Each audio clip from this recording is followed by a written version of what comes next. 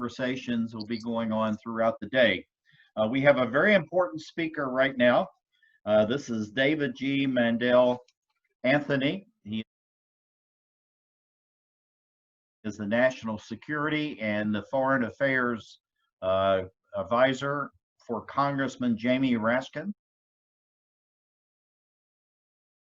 of Maryland, the 8th District. David, welcome, and please start with your presentation. Thank you. Good morning, everyone. I don't know. Thank you for that kind introduction, and it's far too generous because I'm actually not that important. It's Representative Raskin, who, of course, unfortunately couldn't be with you all this morning. I just spoke to him before I joined the call. But he sends his regards. He is on his way to a committee meeting in the Congress to mark up the new bill to reform the social contract in America on policing. But he sends his regards, especially given the conversation of this webinar about democracy and freedom and how to build strong civilian institutions in Africa. I see two people on the screen who I've worked with in the past. Catherine, it's nice to see you again from our days at the State Department, and Mr. Taku from Sierra Leone. I traveled there with Ambassador Stephen Rapp. So so nice to see such colleagues. I will just speak for a few minutes and highlight a few of the issues that Representative Raskin would like to sort of note for everyone to give a bit of a sense of what he's been doing in Congress, and then to outline a bit of my my own thinking as someone who's covered Africa for the State Department from a human rights perspective for a long time, and working on it now in Congress. So I guess the theme of your conference could not be more timely. We are looking at an existing democratic deficit in the continent that will be undoubtedly exacerbated by the coronavirus. The question is how much pressure the existing democratic institutions and the human rights institutions will be put under. The flashpoints are going to be upcoming elections, of course. At least 9 countries have postponed elections in Africa. We have a very full slate of presidential, parliamentary, and local elections coming up across the continent over the rest of this year and 2021. All of that is against the backdrop of little U.S. assistance to Africa and the world, if we are going to be honest. U.S. has given about $1 billion globally to confront the coronavirus since the pandemic began, and about 25% of that has gone to Africa. But we know that is hardly meeting the moment. It is not nearly enough. There are a few pieces of legislation that I would flag for all of you that are being proposed that would increase dramatically U.S. foreign assistance. One, Senate Bill 3669, going through at the behest of several leading Democrats, Menendez, Cardin, and others, would include about $9 billion in additional funding from the U.S. in foreign assistance, including to fund the very important CEPI, the Vaccine Alliance, the WHO. Another is the Global Health and Security and Diplomacy Act, which is a bipartisan bill going through the Senate, which would add about $3 billion in those coffers. And that's called the Global Health, Security, and Diplomacy Act. I think what we see especially is that the world's dictators and autocrats are exploiting the global pandemic, including in Africa, to violate human rights, to attack democracy, to consolidate executive power, to criminalize basic freedoms of speech and assembly. To that end, Representative Raskin stood with bipartisan members of Congress to introduce last week a bill called the Protecting Human Rights During Pandemic Act. And it is a bill that that recognizes that this moment is dangerous for those who are human rights defenders, who are working to uphold the rule of law and to strengthen civilian institutions. They're under attack.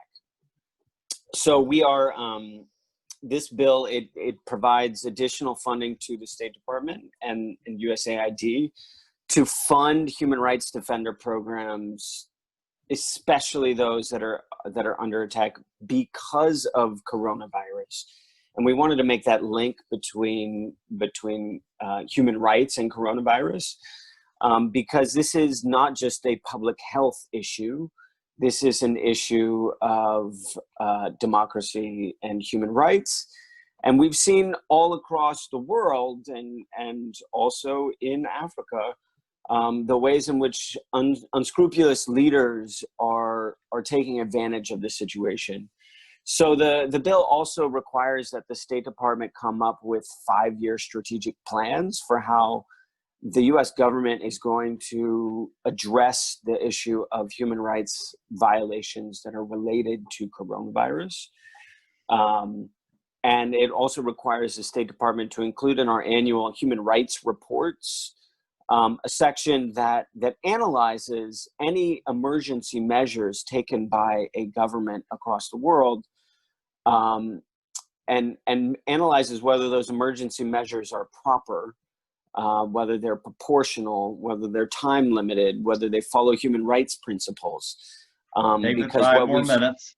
Sure. What we've seen is that dictators are just grabbing power.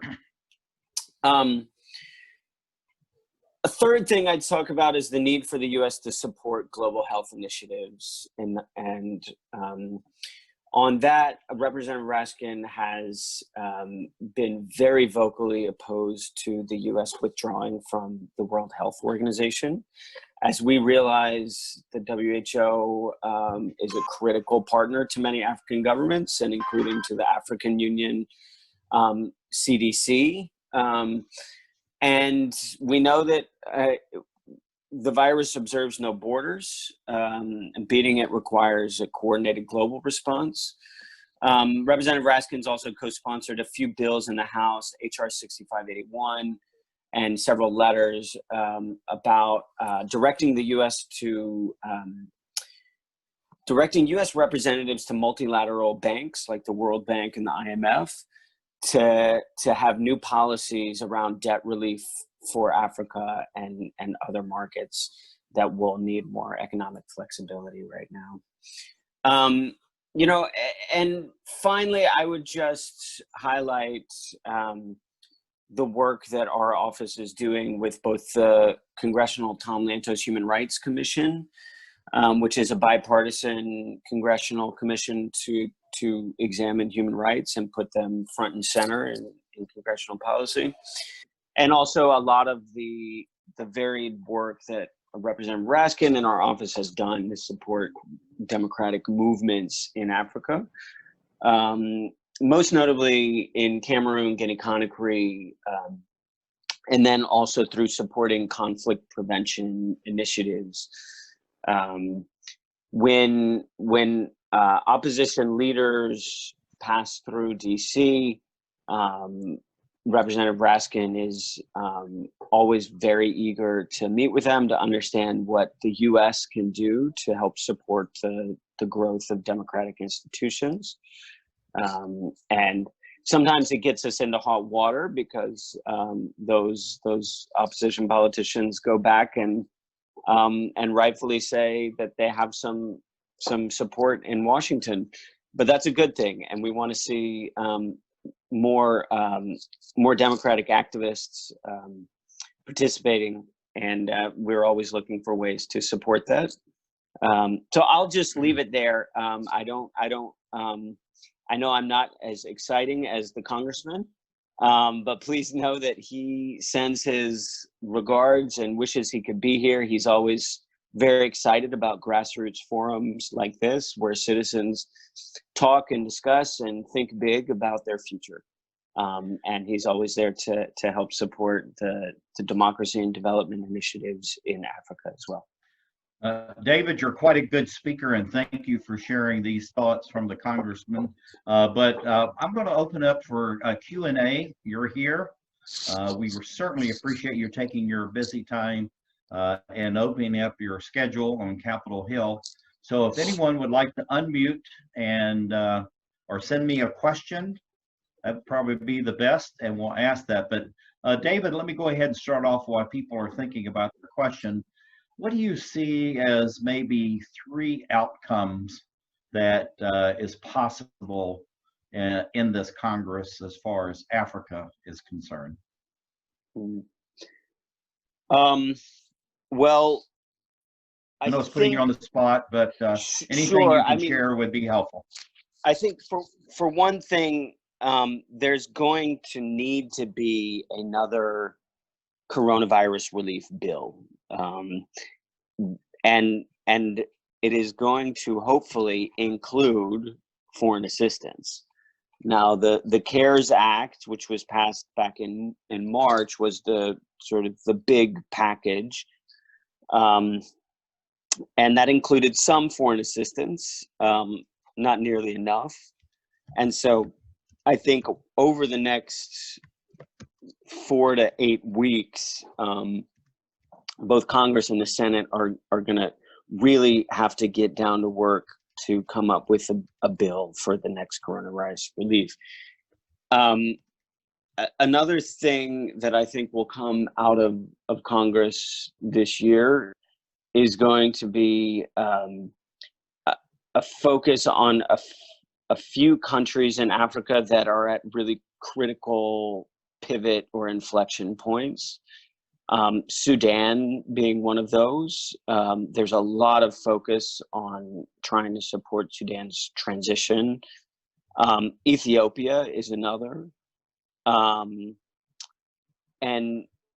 those are sort of countries that are going to take up a lot of bandwidth. And I can't think of a third on the spot, Dr. Hancock, but I'll leave it there. That's absolutely okay. Anyone else?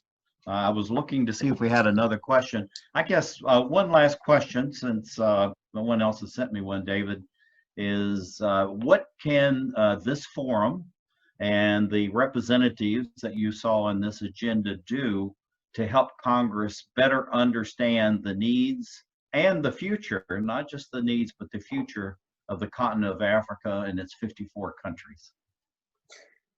Well, I think, reading through your very rich agenda and your very rich roster of speakers, what, impresses me is that you don't treat issues in silos. You're not having a panel just about, health or humanitarian assistance.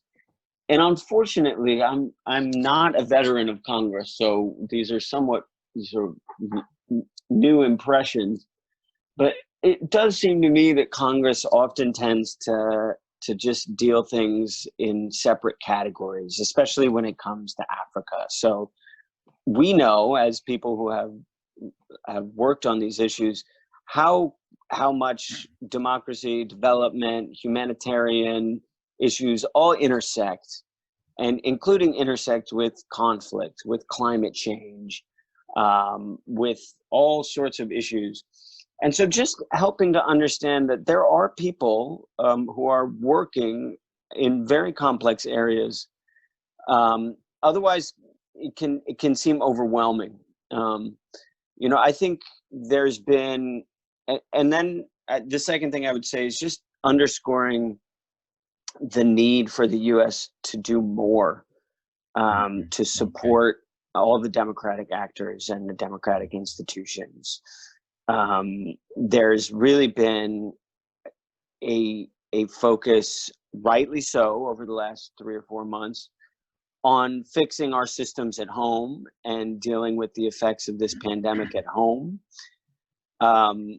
And that has come at the expense, I think, of more forward and intelligent thinking about how the U.S. can play a global leadership role. So really underscoring, this is not a choice between helping ourselves and helping others. We're all in this together, and until we beat the virus everywhere, and until the health systems are resilient enough and strong enough everywhere, then it will just come back. So I think we really have to push forward on that next argument, so that the U.S. Congress engages with the world. So I guess, David, the summary of that is, as we're pushing forward with COVID-19, and we're realizing that maybe some people are trying to advance too rapidly, is that we really need to be slow and steady, look at the science, think carefully about what we're doing, and then move forward. And as far as the African continent and its leap forward in social, economic, and environmental terms, we need to really be in there for the long term in a slow and steady pace. Is that a good summary, David? I think that's very well put, Dr. Hancock. Okay. David, thank you very much on behalf of the organizers, everyone that's involved today, those that were here yesterday. We had excellent panels, and those will be here tomorrow. But please pass on our thank yous to the Congressman, and I hope all goes well with your legislation and all your work. Well, thank you all for all you're doing, and happy to stay in touch going forward. That sounds great. I'm sure people here will be in contact with you. Have no fear of that. Okay. Thank you, David, and have a wonderful day. You too. Take care.